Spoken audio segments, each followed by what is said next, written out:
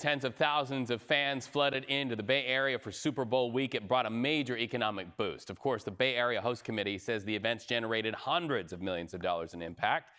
And with the big game at Levi's Stadium, the South Bay, including San Jose, getting a close-up. Joining us live is San Jose Mayor Matt Mahan. Mayor Mahan, thank you so much for joining us this morning. This is going to be what we are going to launch as a series of conversations with people who are trying to get the keys to the governor's office. You really positioned your announcement, your candidacy for governor, at a time when all eyes were on you. Big fundraising boost there?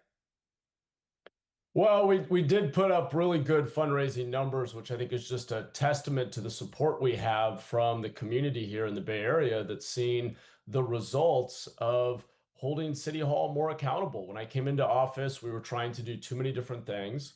We were struggling to deliver results. And by focusing on fewer, more foundational goals and increasing the measurement of our performance, we've delivered great outcomes. We've reduced crime by over 20%. We've reduced the number of people living outside in tent encampments by over 30%. We've started building housing again with thousands of new homes getting under construction. I really know that we can do better in government because we're proving it in the biggest city in the Bay Area. And Mayor, I have to jump in, though. How do you answer the criticism that a lot of your funders, especially for the Super Bowl ad, are people who represent major Silicon Valley money, not people who even live at all in the reality of the people who shop for groceries and buy gas in San Jose? Well, we have a lot of donors in the campaign. So while often there's a desire to focus on a few big names who have contributed, we have hundreds and hundreds of donors who are regular people like you and me. But it's not surprising that we've received support from leaders in the technology industry. I represent Silicon Valley. About half of tech's workforce live in the city of San Jose, and they've seen the results we've been delivering. I was reelected as mayor with 87% of the vote by Democrats, Republicans, and independents, who see that when we focus and get back to basics and increase accountability in government, we can have safer neighborhoods, we can move people indoors faster, connect them with life-saving services like drug treatment and job training. And when we recognize that sometimes it's our own processes in government that make it harder to build housing, and we change them, we actually get better results. We got thousands of units under construction that had been stuck in the pipeline for years. And certainly a lot of those initiatives will come up on the debate stage as you run for governor. Question for you on an issue that's very specific to people who use BART. Of course, we know BART is on the brink, as we've reported here on your community station. Major budget deficits, but a lot of people in places like San Jose and elsewhere, people who don't use BART every day, are saying, why should I approve a measure that helps to fund a transportation system that does not benefit me? As you take the stage in a statewide sort of arena, what is your word to people in San Jose and elsewhere who don't benefit from BART on funding and passing this measure to fund BART? Is it a yes or is it a no?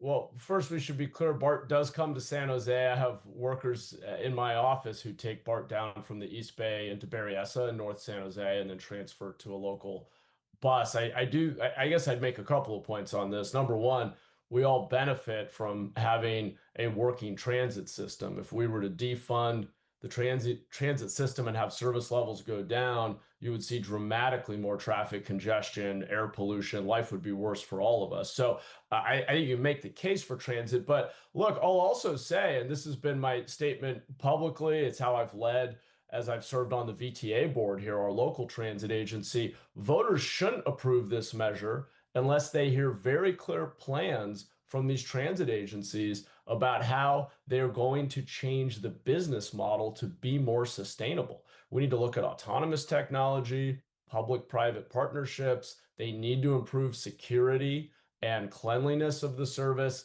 They have to be accountable for delivering a better service at a lower cost so that the business model is more sustainable. Voters can't endlessly subsidize transit. So on the one hand, I don't want to see our transit systems collapse, and I think we have a responsibility post-pandemic for stabilizing those systems.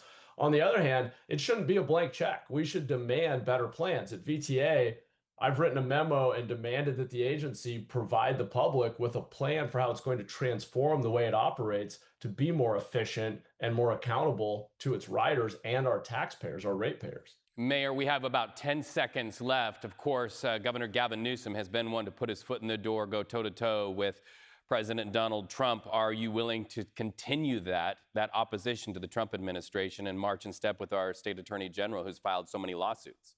Absolutely. We've filed over a half dozen lawsuits in San Jose and aggressively taken on the Trump administration on a number of issues. What California needs right now is a fighter for our values, also a fixer of our problems. And that's where I think we've excelled in San Jose. I'm ready to do both. All right. And we appreciate your time. And in fairness, we've reached out to all of those who are running for governor in the state of California. Mayor Matt Mahan, we appreciate you so much. And to anybody else who's running for governor, and the list keeps getting bigger and bigger, we want to talk to you as well here on the Morning Edition. Gianna?